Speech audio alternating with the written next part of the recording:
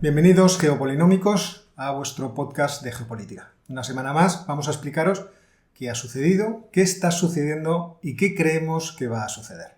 Y lo vamos a hacer, pues los tres habituales. Ángel Rodríguez García Brazales, ¿qué tal estás? Buenos días, muy bien. Y Jorge Turbo. Buenos días, moderador. Y yo, Óscar Vara. Vamos a empezar hoy con noticias directamente.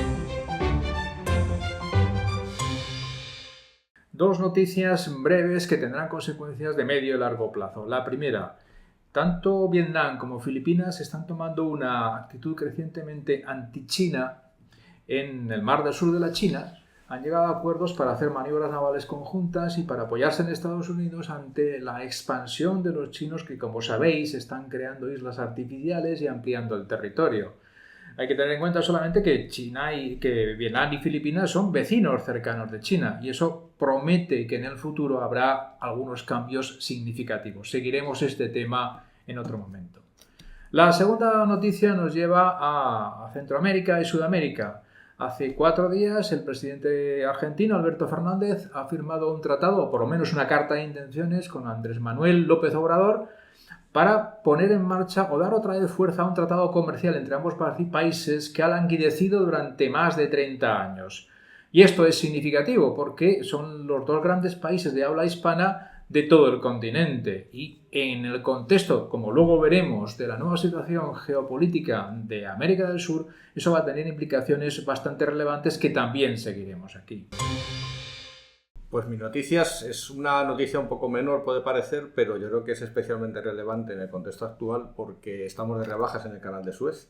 Así que hay que aprovechar porque es una situación muy curiosa lo que está sucediendo en Egipto. Al-Sisi, el presidente de este país, ha apostado recientemente muchísimo por crear una gran zona industrial y empresarial alrededor del canal de Suez, es decir, que el canal no solo dé el servicio marítimo, sino que dé otro tipo de servicios a las empresas que necesariamente se ven en la obligación de pasar por allí. ¿Qué ha pasado estos meses?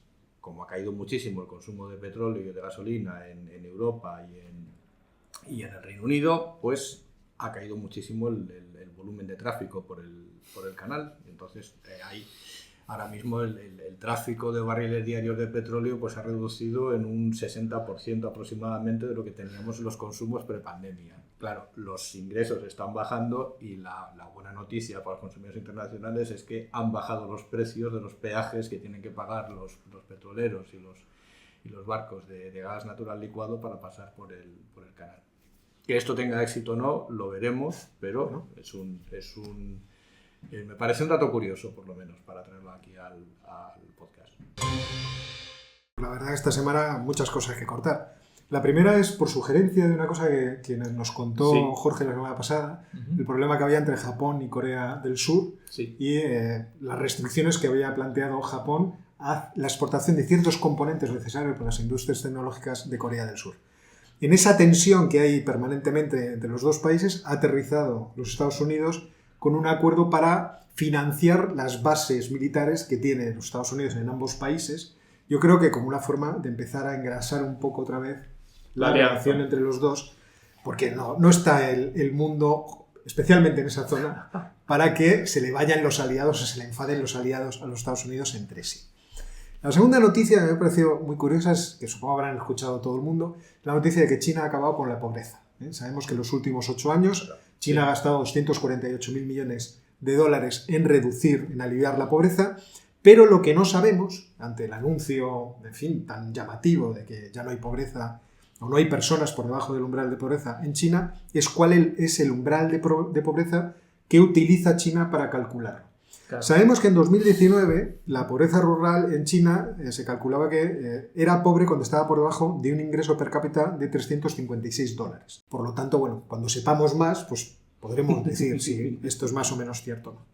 Y lo último, que me parece una noticia que yo creo que puede tener recorrido, es que Pakistán y la India han alcanzado el primer alto el fuego en 20 años.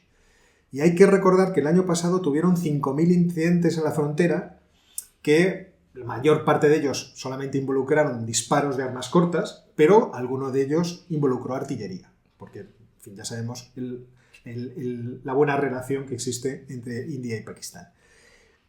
¿Va a iniciar esto una nueva etapa de distensión entre los dos países? es dudoso, pero no deja de ser significativo que hayan dicho, bueno, vamos a pacificarnos, quizá también por las ansias expansionistas en la zona de Cachemira de los chinos. Yo no sé si puede haber algo de esto, cosa que tendremos que... Esperemos que les dure. Esperemos que los dure. Nosotros siempre recomendamos y les deseamos a los países mucha paz. Y ahora, pues vamos a entrar directamente en la tertulia.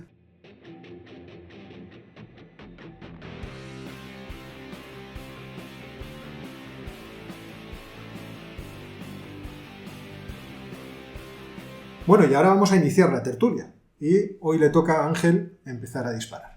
Sí, pues traigo un tema, yo creo que le estoy cogiendo mucha afición al continente africano porque empiezo a ver que es el nuevo terreno de juego para la geopolítica mundial, sobre todo entre China y la Unión Europea. Parece que en el centro de Asia no hay nada interesante que hacer y estamos trasladando el escenario al continente africano. Entonces es muy curioso porque como consecuencia de la pandemia y como consecuencia de los gastos sanitarios en todos los países africanos, pues hay un movimiento general en los organismos internacionales y en las cancillerías de todo el mundo para aliviar la carga de la deuda de los países más pobres, en especial, lógicamente, de muchos países africanos.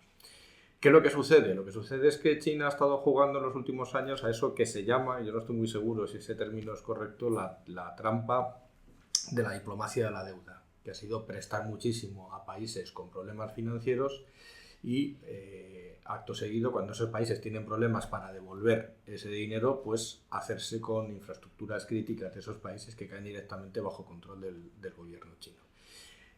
En estas, ¿qué está sucediendo? Lo que está sucediendo es que primero tenemos un problema bastante gordo con la deuda de Kenia, porque se ha multiplicado muchísimo en los últimos años como consecuencia de las inversiones chinas y están renegociando a toda prisa un acuerdo para aliviar los pagos que tienen que hacer de aquí a julio porque no llegan, porque el servicio de la deuda se les come el 50% de los ingresos por vía impositiva y tienen que hacer algo. Entonces lo que me hace gracia es que estamos viendo ahora el efecto contrario. Si antes era la carrera por prestar y a través de esos préstamos ejercer influencia, ahora parece que estamos en una carrera por perdonar deuda y sobre la base de ese perdón de la deuda hacer palanca diplomática para seguir teniendo poder. Lo que me queda a mí la duda es que si a cambio de esa condonación de la deuda, esa renegociación de la deuda, tanto China como Europa va a exigir contrapartidas en términos de lo que en economía llamamos los colaterales, es decir, yo te perdono 7.000 millones de dólares de deuda, pero esa central nuclear me la quedo yo, que estoy haciendo en Bueno, esto ya había empezado en toda el centro Asia y en el Pacífico con la iniciativa Belt and Road. O sea, porque el primero que habló de la deuda, de la trampa de la deuda, o de la diplomacia de la trampa de la deuda, fue un geopolítico hindú, tipo que se llama Brahma Chelleini, que escribió una serie de artículos hablando de esto. Porque también lo hablamos, me parece, cuando hablábamos del collar de perlas, el concepto de collar de perlas, que también es un concepto nacido en la India, porque lógicamente los hindúes están evidentemente preocupados por el auge de su competidor. Y esto mismo ha ocurrido con el endeudamiento en Birmania, con el endeudamiento en Camboya, con el endeudamiento en Sri Lanka y con el endeudamiento en Pakistán.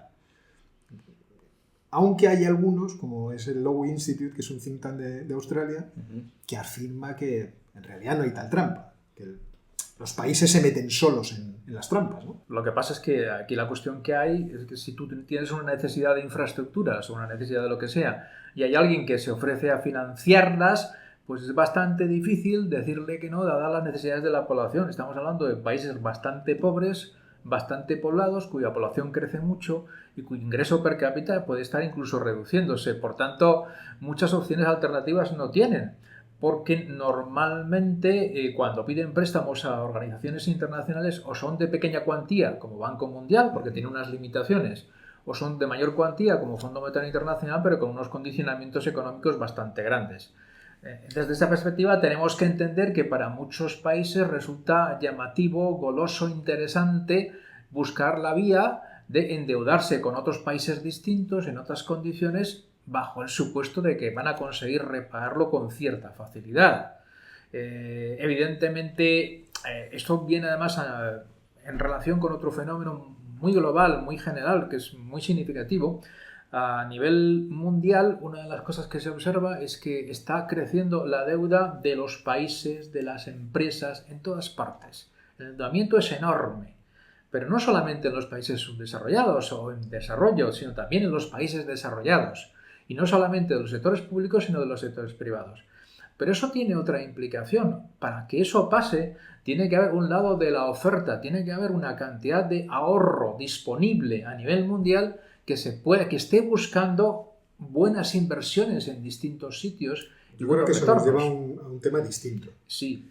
Porque ahí lo que tendríamos que ver, bueno, lo que yo argumentaría es que el crecimiento de la masa monetaria tan impresionante que se ha vivido desde el año 2008 y la multiplicación de la masa monetaria, por ejemplo. Bancos centrales, claro, y bancos comerciales. comerciales. La Reserva Federal aumenta desde $1 billón hasta 8. El Banco Central Europeo, pues de 1 a 6 billones.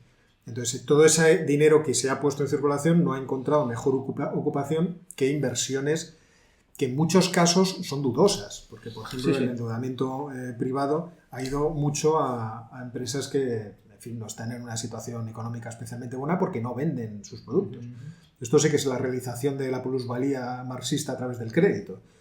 Pero yo creo que el asunto de la trampa de la deuda por lo menos apunta a una cuestión distinta, que habría que ver si es cierta o no. Y es la cuestión de que cuando uno le presta a un país, yo tengo aquí los datos, por ejemplo, de lo que estaba diciendo antes, Sri Lanka con una deuda en 2019 del 9,5% de su PIB con China, Pakistán del 7%, Myanmar, es decir, Birmania, del 40% del PIB. Entonces, cuando nos vamos a estos países, vemos que ese endeudamiento que ya venía, que ya habían iniciado esos países antes de que cayera las empresas inversoras públicas chinas, es decir, CITIC principalmente, la Corporación de Inversión y Confianza de China, y los fondos soberanos, el CIC y SAFE,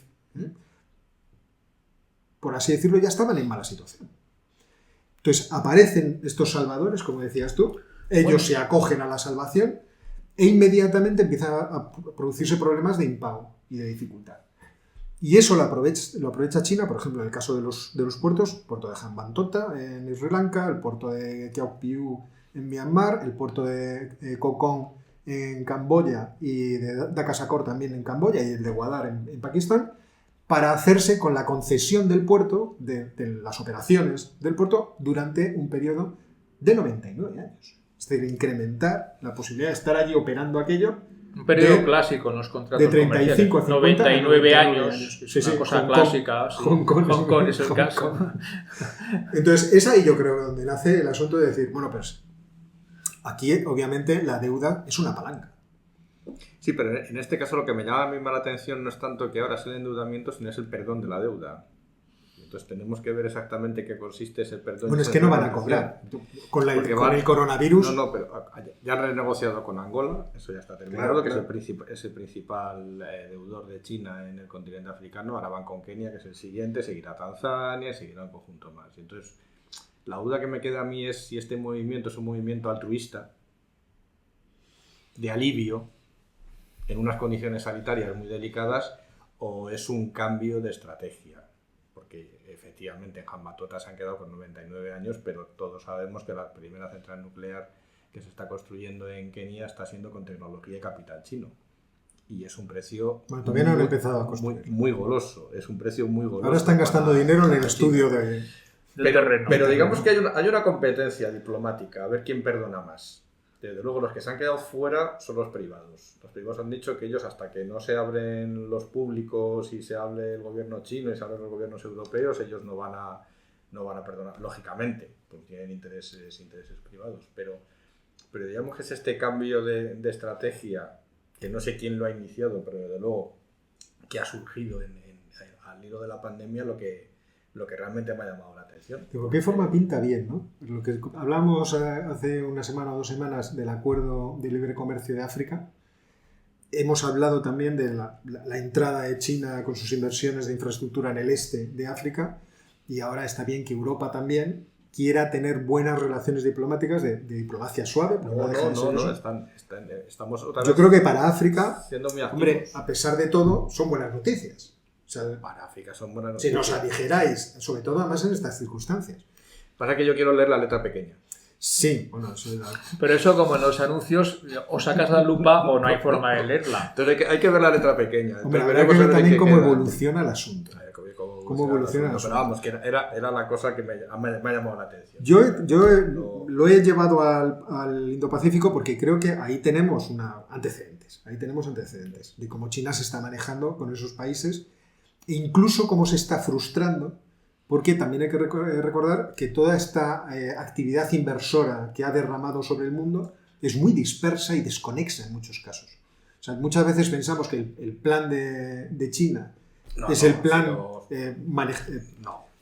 pensado por Fu Manchu, creo que era el personaje que lo tenía todo pensado y lo tenía todo atado, pero no es cierto. Muchas veces son iniciativas que se van derramando por la geografía como posibilidades. Esto podría unirse con aquello, esto nos podría dar esta opción, pero muchas veces están inconexas.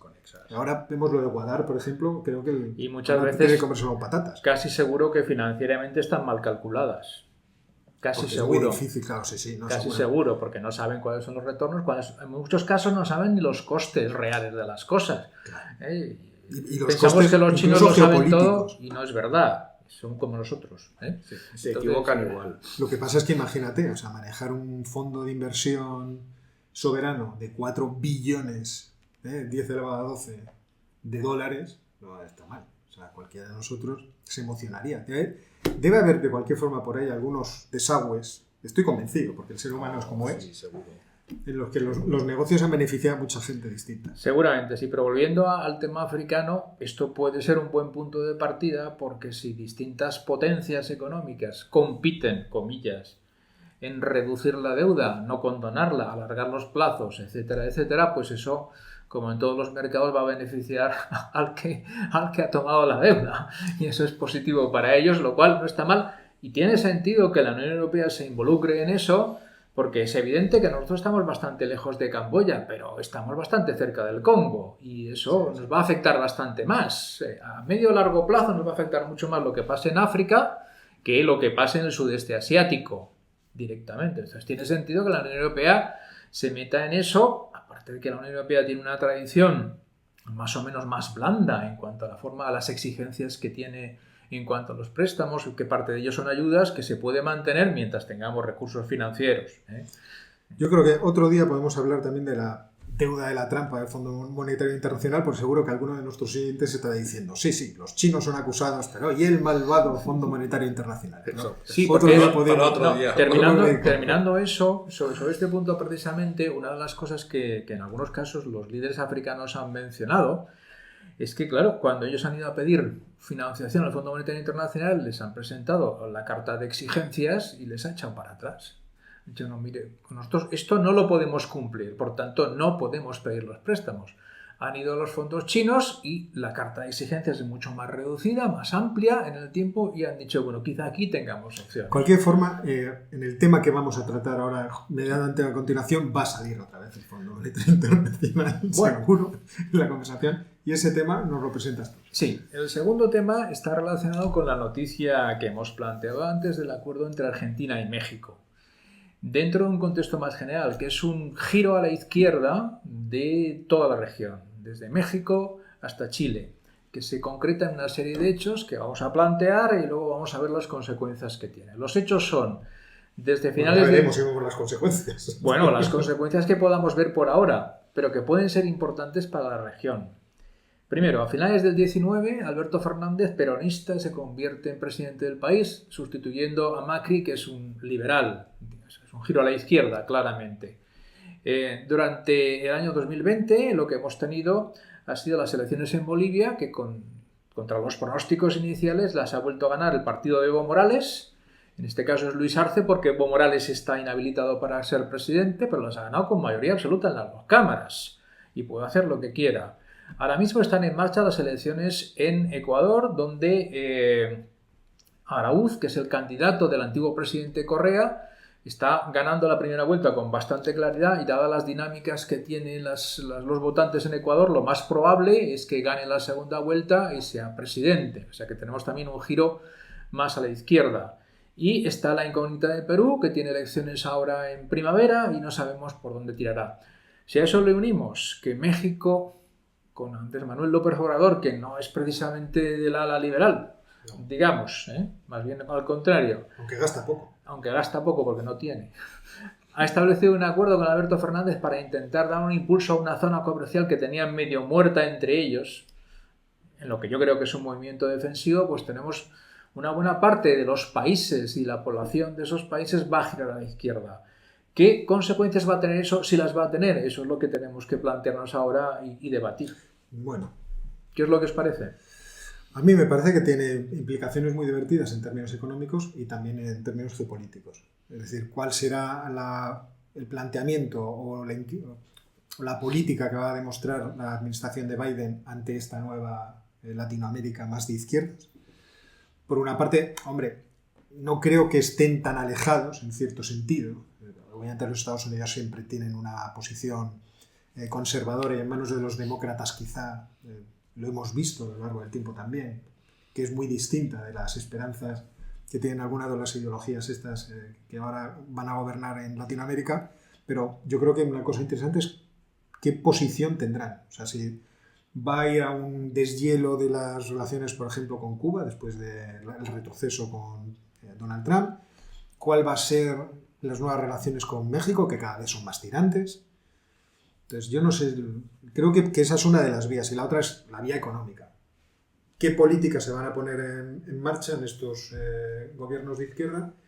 Teniendo en cuenta que también puede existir una variedad de planteamientos, desde planteamientos más socialdemócratas europeos a más inclinados hacia el colectivismo, digamos, sí, el colectivismo, la intervención del sector público, mucho. Entonces, no sé, ¿cómo lo veis? Yo tampoco le veo especial, digamos, no lo veo con especial preocupación desde el punto de vista geopolítico. Es decir, estos cambios de los mapas electorales en regiones del mundo son relativamente habituales. Pasó en Europa en los años 80 y 90, que cambiaron socialdemocracia, liberales, vuelta, y además te cambia el continente entero. Parece que es como el virus, se contagia todo. Hemos visto cambios de este tipo en sistemas democráticos muchísimas veces. Sí que es verdad que hablando con exportadores e inversores españoles sí que hay cierta preocupación acerca de la seguridad jurídica que en algunos de estos países pueden tener sus inversiones actuales.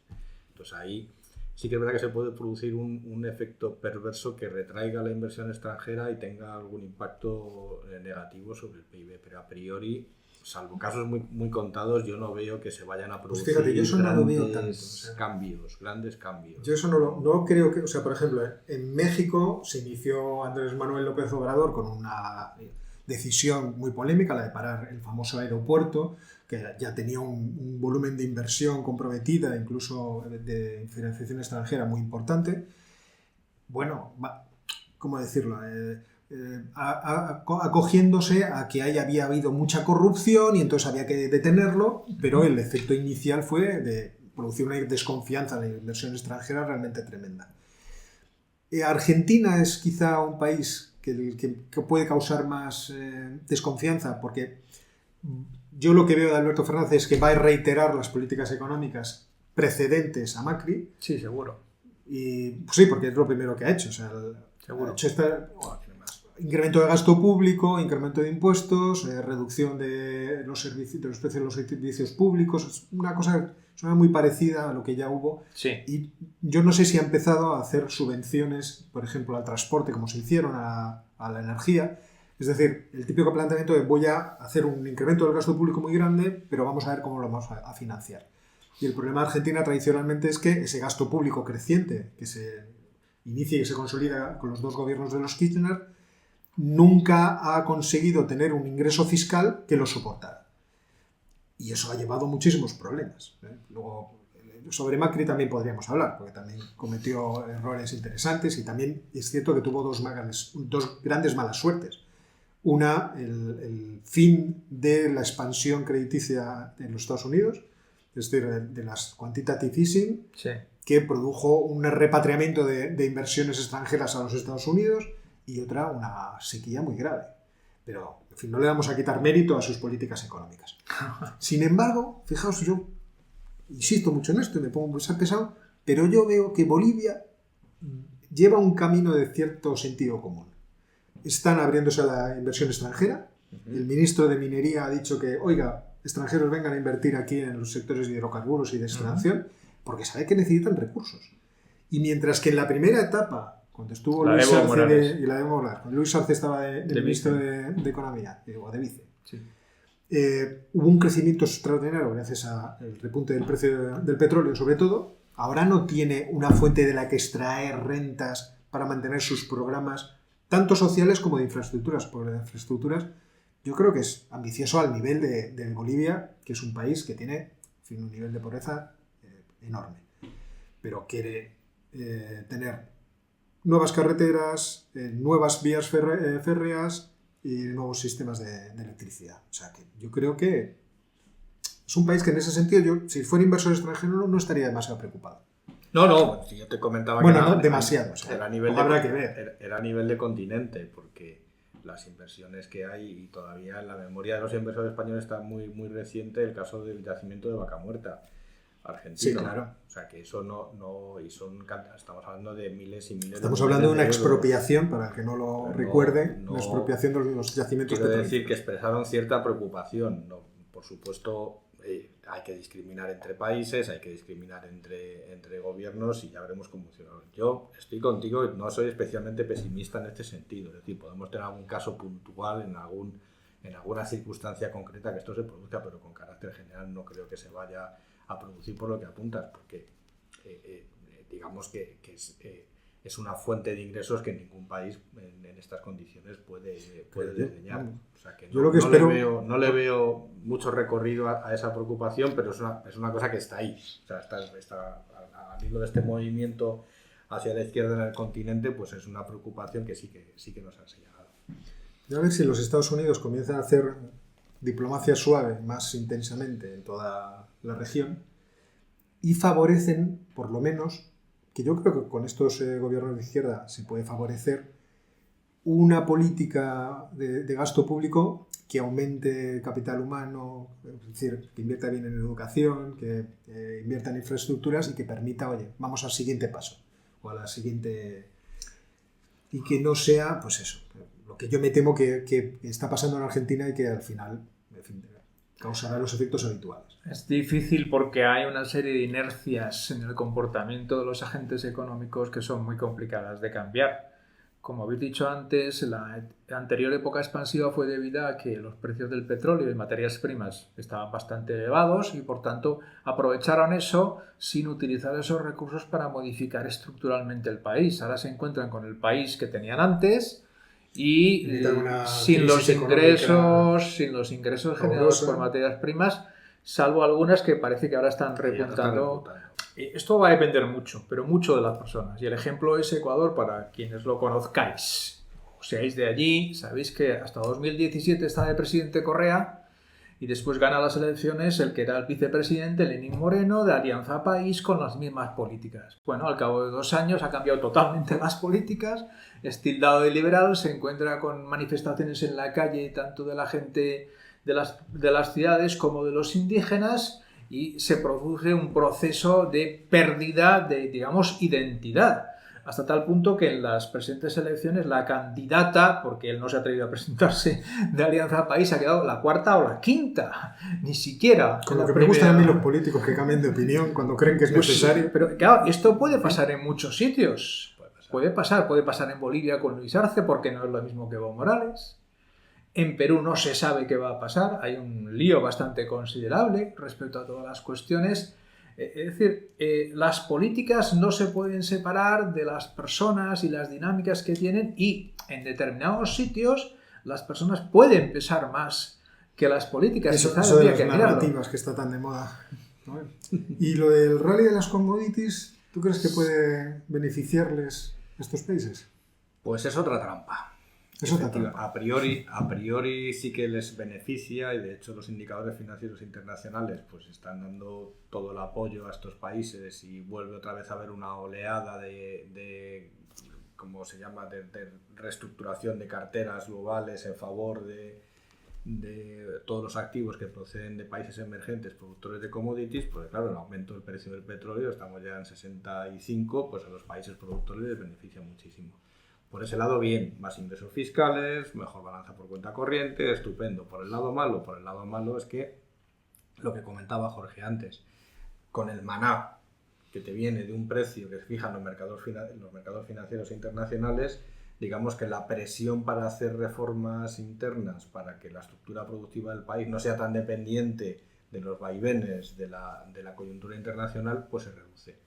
Y entonces, digamos que la presión que van a tener estos gobiernos para hacer las reformas necesarias para que sus economías sean menos dependientes de las commodities no van a ser tan fuertes, y veremos a ver lo que dice Jorge. Dependerá de cada gobierno, dependerá de cada persona, dependerá de... Ayer estaba mirando un artículo, pero no me lo leí, lo miré así, lo ojeé, que afirmaba que todavía las commodities, es decir, las materias primas, en términos de capitalización bursátil, están muy alejadas de las acciones. Hay una gran inflación del valor de las acciones respecto, y que todavía existía mucho recorrido de crecimiento. Pero es un recorrido, a mí me preocupa un poco porque es un recorrido que está basado en consideraciones puramente, no me gusta la palabra especulativas, pero consideraciones puramente financieras. Todos los inversores en renta fija ahora mismo no tienen dónde colocar el dinero porque buena parte de los bonos internacionales están en rendimientos negativos y están buscando cosas que comprar, y eso explica por qué las techs están disparadas, probablemente sin fundamento, y estoy seguro que su punto de mira el siguiente va a ser: uy, qué barato está el oro, uy, hay un rally con la plata que nadie se lo explica. Bueno, pues la plata han visto que estaba muy baja, comprar plata. Pero es un activo desmonetizado hace mucho tiempo. Claro, ¿no? O sea, es más que nada por exclusión. Claro, ¿quién sufre esos vaivenes? Cuando el precio sube, pues hay países que se benefician muchísimo y les viene un maná caído del cielo que en muchos casos no saben dónde les viene. ¿Qué pasa? Que cuando caen estrepitosamente, y entonces se revierte todo el proceso anterior. Entonces, sea el gobierno de la orientación que sea, lo que realmente le interesaría en este caso es que vayan abandonando esa dependencia de los ingresos fiscales y de los ingresos económicos del precio, porque además no obedece a consideraciones de oferta y demanda. Tenemos una nueva sección en el programa, la sección de nuestros sátrapas favoritos. Bueno, pues traigo a un sátrapa al cual llevo siguiendo ya unos cuantos años porque me parece un personaje absolutamente de libro. Tratemos de hablar para la mesa. Sí, ¿vale? No me parece un personaje de libro, me parece un personaje casi salido de un cuento de las 1001 noches, que es el príncipe Mohammed bin Salman, que es el príncipe heredero a la corona saudí. Es un chaval, pero un chaval, tiene 35 años y ha tomado para mí es un chaval, y ha tomado las riendas del país hace 4 o 5 años. Entonces tiene un recorrido bastante notable, porque en su afán por modernizar Arabia Saudí, y una cosa que hemos dicho antes, en que empiece a dejar de depender de los ingresos del petróleo, que yo creo que es la obsesión que tienen por lo menos las generaciones más jóvenes. Saben que el petróleo se va a acabar, saben que con la revolución verde pues lo único que puede ofrecer Arabia Saudí en términos de materias primas pues va a empezar a tener cada vez menos valor, y trata de reformar el país, pero claro, lo hace, digamos, no con los métodos de un reformador democrático y pendiente de las minorías, sino lo hace como lo hace. Entonces, la primera vez que me llamó la atención es que metió en la cárcel, vamos a ponerlo entre comillas, a 200 miembros de la familia real y de grandes empresarios, que es todo parte de lo mismo de Arabia Saudí, pero una cárcel muy especial, porque los metió en un hotel de 7 estrellas que hay en Riyadh, que se llama el Carlton Ritz, y allí los tuvo retenidos porque no querían pagar impuestos. Pues, claro, le puso, dijo, esto se acabó, no podemos depender del petróleo, aquí la gente tiene que empezar a pagar impuestos. Los otros se enfadaron y este cogió y los metió en la cárcel, eso sí, en suites. Os podéis imaginar un hotel de 7 estrellas que yo sepa solo existen en Arabia Saudí y en Emiratos. A partir de ahí, sí que es verdad que en algunos aspectos ha tenido un recorrido muy aperturista, sobre todo con las mujeres, pues todas las noticias que hemos estado viendo de que por fin las dejan conducir y por fin pueden hacer determinado tipo de actividades, es toda iniciativa suya, o sea que en ese sentido sí que hay, pero luego tiene una vis más siniestra, que es pues el caso del periodista Khashoggi, que he leído en algún sitio que eran amigos, el periodista Jamal Khashoggi y él, y han visto cómo acabó. Pero además es muy ambicioso, porque tiene un proyecto para Arabia Saudí, que es el proyecto 2030, que está diseñando unas ciudades fabulosas, unas megalópolis enormes. Yo creo que es todo a imitación o copia de lo que han hecho Abu Dhabi y Dubái en Emiratos, y veremos a ver el recorrido que nos tiene, pero tiene 35 años. El sultán Qaboos en Omán, que acaba de fallecer, lo hizo a los 80 y tantos años y estuvo gobernando casi, por lo menos 80, por lo menos 40 o 50 años. O sea que veremos a ver en qué termina. El futuro de Arabia Saudita. Veremos a ver en qué termina esto. Y es el que es el más agresivo. O sea, es el que hizo ese movimiento de comprar armas a los rusos, es el que invitó a los rusos al conflicto sirio para apuntar al régimen del Assad, cuando en realidad él estaba en contra del Assad. En fin, es un personaje que hay que seguirle, por decirlo así. Bueno, pues vamos a pasar al último tema del día, que me toca a mí presentarlo, y es el cambio de actitud de los Estados Unidos con Arabia Saudita, que es realmente significativo, aunque no se puede decir que haya sido una sorpresa. Sabíamos que durante toda la campaña Biden había anunciado que el tratamiento tan afectuoso y tan delicado que le había dispensado Donald Trump a Arabia Saudita se iba a terminar. Lo que no sabíamos era cómo iba a replantear la posición de los Estados Unidos en la zona.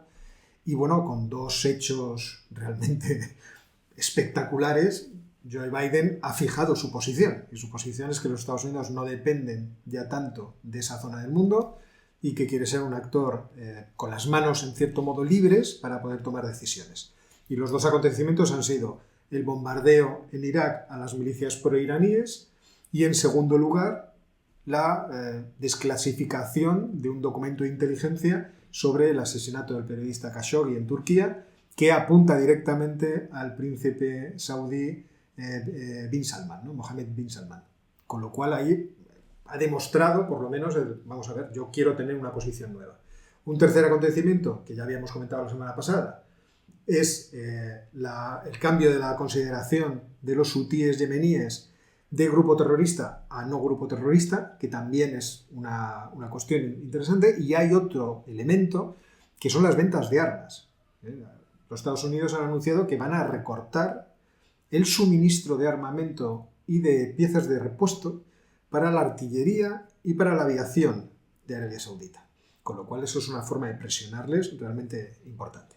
Y aquí se abren múltiples posibilidades que yo creo que podemos hablar, porque no solamente está implicado Arabia Saudita, sino también el vecino de enfrente, Irán. Fascinantes. Yo creo que sí, a mí me parece fascinante. Es fascinante, pero peligroso para la gente que vive allí. Hay que tener en cuenta también esto, que a veces nos olvidamos un poco. Hay que tener en cuenta, para empezar, que Estados Unidos cada vez depende menos del petróleo de la zona. Depende en absoluto. Y claro, el fracking ha cambiado la regla. Y eso es el punto de partida de que Estados Unidos tenga más opciones ahora que las que tenía antes. Y lo que acaba de comentar Óscar es la típica política de dar un palo a uno y darle un palo a otro. El ataque contra las milicias chiitas va dirigido concretamente contra Irán, y la desclasificación de los documentos que prueban que el príncipe heredero tuvo mucho que ver con la muerte de Khashoggi ponen un brete a Arabia Saudita, que son las dos grandes potencias de la zona que se están disputando la influencia. Estados Unidos está diciendo ni uno ni otro. Ni uno ni otro. Tenemos nuestras preferencias, etcétera, etcétera, pero ojo, no vamos a estar de forma unilateral y constante de parte de uno. Tenerlo en cuenta, me parece a mí. Pero también habría otras. Sí, no, a mí me sorprendió muchísimo, como a ti, sobre todo el ataque estadounidense, de repente, sin aparente, unas milicias chiíes que estaban operando en Siria, probablemente que solo las conocía la CIA y el Servicio Secreto israelí, 4 más. O sea, y de repente les atacan. ¿Y esto a qué viene? Me parece interesantísimo el movimiento que han hecho también de recortar el suministro de material bélico a Arabia Saudí, porque Arabia Saudí en los últimos años hay que recordar que lo ha utilizado con profusión en Yemen, con resultados nulos. O sea, que se han metido en una guerra que no les está saliendo nada bien. Y pensándolo un poco con frialdad y apartando desde luego del drama que supone para las personas que lo están sufriendo y la cantidad de víctimas civiles que hay, yo empiezo a verlo como un tablero de ajedrez. Es decir, van a negociar, porque van a negociar con los iraníes.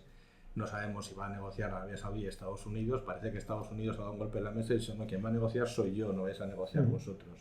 Y como no os portéis bien, os saco lo de Khashoggi, os saco lo de las milicias yemeníes y puedo seguir sacando más cosas. Yo creo que han dado un golpe encima de la mesa para, digamos, fijar posiciones. Y por otro lado le han recordado a los iraníes que tienen capacidad para seguir operando en Siria y en su territorio cercano con relativa facilidad. Yo creo que les han mandado como dicen en la jerga diplomática, te hacen un kind reminder, diciéndoles... En fin, estamos aquí todavía, no nos amable hemos recordatorio. Ido, no nos hemos ido. Entonces yo creo que están, digamos, calentando el tablero de ajedrez para una negociación que se avecina dura, desde luego. ¿Y no creéis que todo esto puede empujar a Arabia Saudita en brazos de un actor del que no hemos hablado, que es Rusia? ¿En qué sentido? En el sentido de que en 2017, por ejemplo, Arabia Saudita firmó un contrato para hacerse con los sistemas S-400 de misiles de exclusión aérea, y que, lógicamente, si los Estados Unidos no son fiables como socio, Rusia ha demostrado en su intervención en Siria que es un socio fiable, que se involucra en los problemas, que está en los problemas hasta el final, que lleva a sus tropas a combatir donde es necesario, que está el tiempo necesario. Yo no sé, a mí me parece que Putin puede tener ese papel que jugar. ¿Por qué no? No lo veo porque quien está detrás de Irán es Rusia.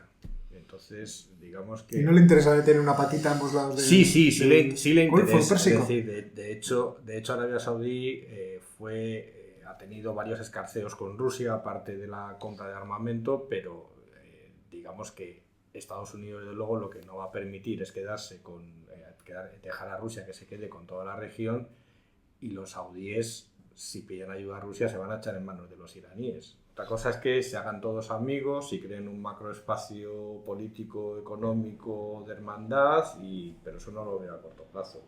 Entonces, la opción rusa la veo oportunista, como es Arabia Saudí, que es oportunista. Entonces, si no puedo comprar misiles aquí, los compro allí. Bien. Rusia tampoco tiene escrúpulos para eso.